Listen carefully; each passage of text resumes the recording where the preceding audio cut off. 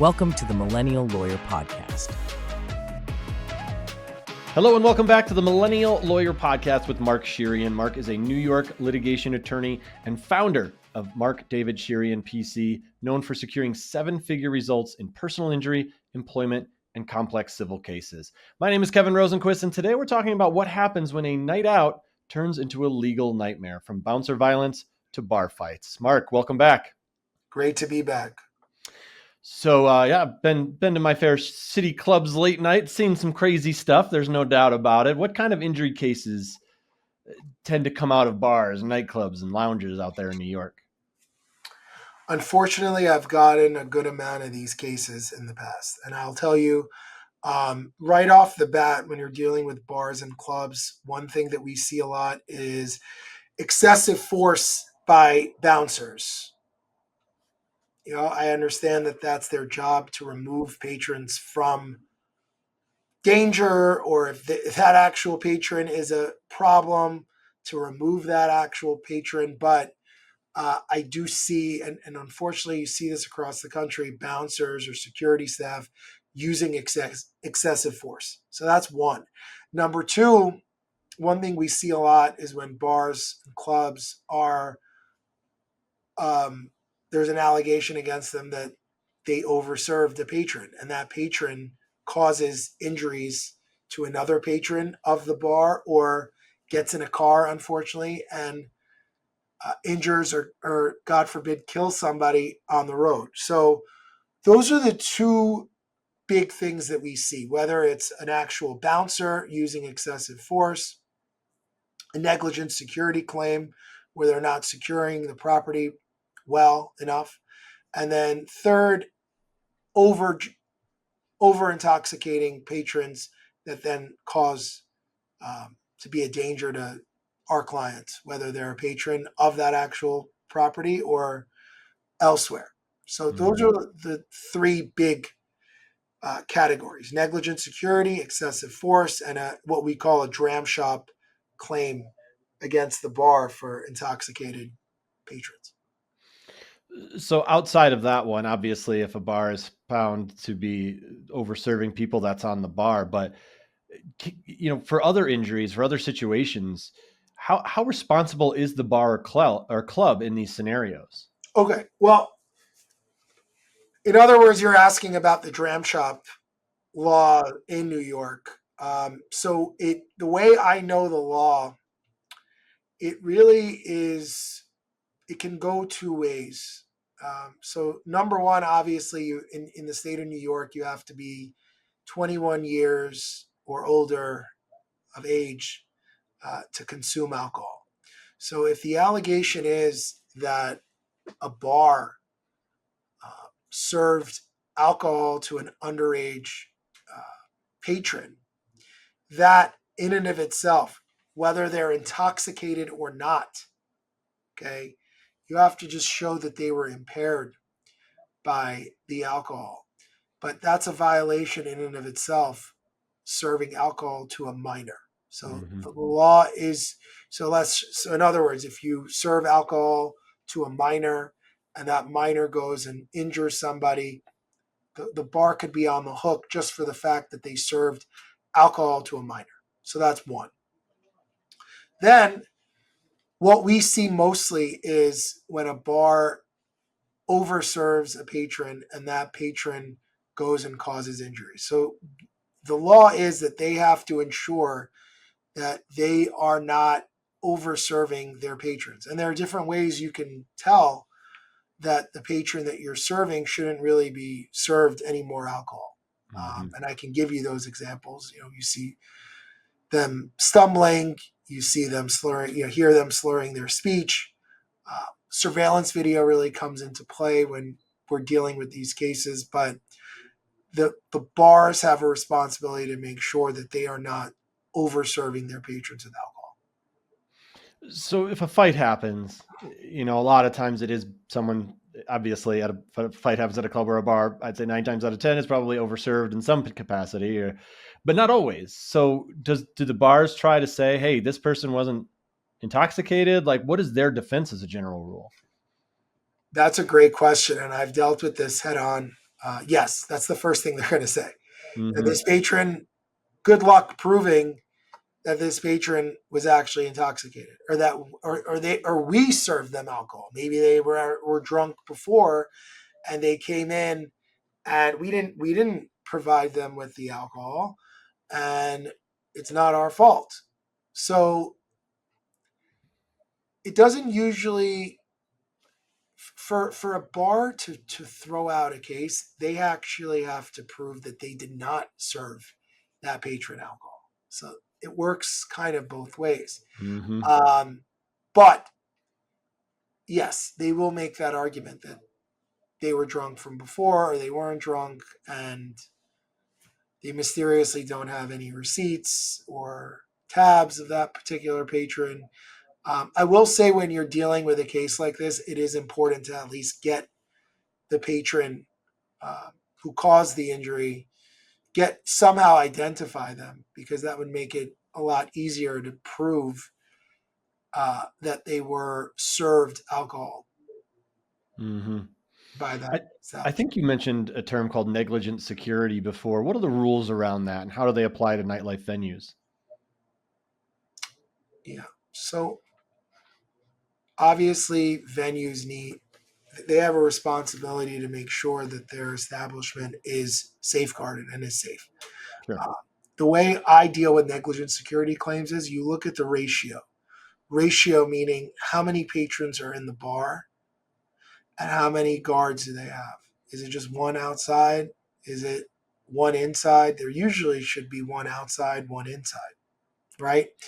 So if there is let's say, like you said before, a fight breaks out, how much notice did they have before that fight broke out? And how long did that fight go for? Because if the fight went for 10 minutes and nobody came in to stop that fight, that could be an issue for them. But if it's a 2-second fight or a 5-second fight, and it wasn't within the purview of the actual security guard, then that's a tough negligent security claim.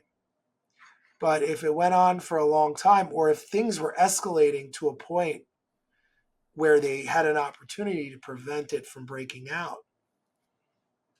that could be a very good negligent security claim. So Mm-hmm. that's how those usually go. You mentioned the bouncers being a little excessively physical in removing someone. I've personally have seen it before, where I'm like, boy, that seemed a little harsh, and or a little unnecessary. How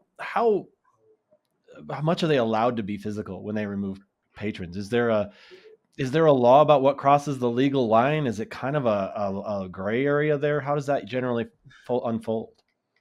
I would say it's a gray area. I would also say that it really depends on a lot of different factors.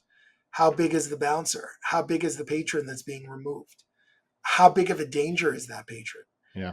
Um, what you That's where deposition testimony really comes into play. So, it needs to be relative to the danger that's being posed, and what the circumstances are. So it is all relative. Obviously, they do have the right to remove patrons as they see fit if that patron does pose a danger, but it needs to be relative to what the danger is, and it can't be excessive where you're injuring people. Um, it's just, yeah, it can't be excessive. Yeah, there's got to be a line there. Yeah, for sure. Now, how is there a responsibility to the bar or the bouncer as far as like what happens after that person is removed from the property? Because sometimes people are pretty drunk and pretty intoxicated and really messed up, and you throw them out and just leave them to their own devices. If something were to happen to that person, can the bouncer or the club be liable at all? That's a really good question. Um, I believe I looked at the law on this because I had a very similar case. if the bars were responsible to call the ambulance for every single drunk patron, they'd be out of business, right? Mm-hmm. So they have an obligation to their patrons, right, and to their staff. But I would say common sense also comes into play as well. So if someone is requiring immediate medical attention and it's an emergency, yes, you should call the ambulance. But are they responsible to make sure that everybody gets home safely? Not necessarily. Right. That's No, pretty tough to do. Yeah. no. That would be a pretty big burden on them to make sure that everyone is getting to their homes safely Yeah. after a night out of drinking. So it is all relative. I know from what the research that I've done previously on a similar case, it's a very, very high standard, and they don't have much of an obligation to make sure that once a patron is removed, that they get home safely Mm-hmm. and they're not injuring themselves or anybody else. So Right. I looked at it. It is a very, very tough burden. Mm-hmm. Yeah, I would assume so. When it comes to evidence in these cases, I mean, obviously surveillance video is the best. A lot of clubs have it. That's obviously really useful. But like when I think of witness statements, and witness statements are a little weird when you're late night in a bar and presumably people Totally. have been hanging out and drinking and having fun and all that. I mean, do you run into situations where it's pretty easy to poke holes in a witness statement because of the fact that they were also intoxicated? I I'm thinking about this one particular case, and yes, because they're usually, let's say you're out with friends and you had some drinks, you caused injury to somebody. Your friends are not going to come back and say, yeah, you know, Joey was drunk, he Mm-hmm. had a lot to drink, and he caused these issues. Your friends are not going to come in and say that, and you don't know the other patrons of the bar, so it's very difficult. But what we usually do, I think, getting security guards in for depositions, getting the staff members in there Mm-hmm. that were there that evening is a good place to start to see if there's any inconsistencies of what the protocols are of the bar and whether they actually stuck to those protocols on that particular evening and whether they recall ever serving uh, that patron or not. And that's where you can build a case if you find any sort of inconsistencies with respect to the employees that were there that evening. You may not get much from the actual patrons, but the employees and the staff is a very good place to start. That's where I usually start. Obviously, we've talked about insurance companies don't typically like to just throw money around and pay out at the drop of a hat. So how do they handle these kind of situations? Do you see them try to pin the blame on the victims? Do they try to poke holes in it because of the alcohol being involved? Like, what are some of their Totally. tactics? Yeah. On my first ever Dram shop case, they tried to make it seem that my client was the aggressor. And I believe in that case, the patron who was intoxicated pled guilty to a crime. So we were able to show that hey, you know what? You're the patron of your club pled guilty to assaulting my client. So how could my client be the aggressor if this patron pled guilty to an assault? So yes, they will try to um, cast blame on your client. I will say though, with the dram shop law, there is a caveat that if it is proven that you yourself were intoxicated at that time, you do not get the benefit of the law. So it is, and that I will say that does make sense. I don't think that's unfair. If you are intoxicated yourself and um, you got injured by another intoxicated patron, kind of cancels each other out. I guess that's just how they think of what the Yeah. law is. But I guess they don't want to award patrons for also being intoxicated because that could lead to your own injuries. So Mm-hmm. that's a big caveat when it comes to these types of claims against the bar, that you don't get the benefit of the Dram Shop Act if you yourself are intoxicated.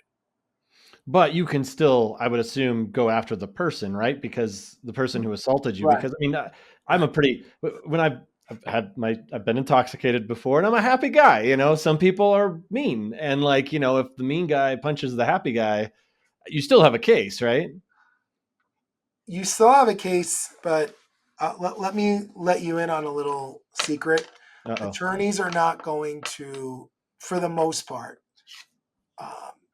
suing an individual is difficult, because suing it, most individuals won't be able to cover a settlement or any sort of verdict if you're able to prove those sort of civil allegations against an assailant. And bankruptcy is always an option, but it's just most injury attorneys would rather go after an establishment where there's insurance, and that's to the benefit of everyone, because you can ensure that you will eventually get paid what you're owed on a certain claim. Now, you could always go after the property owner. Property owner owns the building, whether there's equity. We've also had a very similar situation.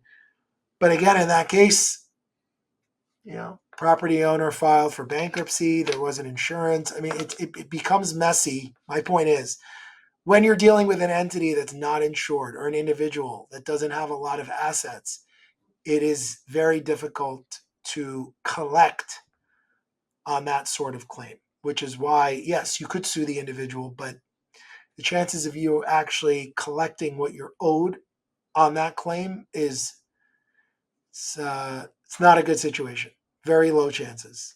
So what I'm hearing is, if I'm going to get punched at a bar, make sure it's by a rich guy.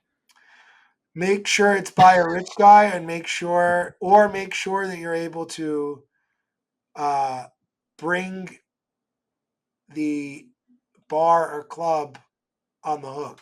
Yeah. That's Understood. really what you want to make sure. All right. Well, thanks for that, Mark. And, you know, if you've been hurt at a bar or a nightclub, you may have more legal options than you think. Contact Mark at shirianpc.com to explore your rights. And don't forget to subscribe to our channel. Leave us a review. We very much appreciate it. Mark, it's always great chatting with you. Thanks so much. Thank you so much. Thanks for watching. Be sure to hit that like and subscribe button and leave us a review in the comments.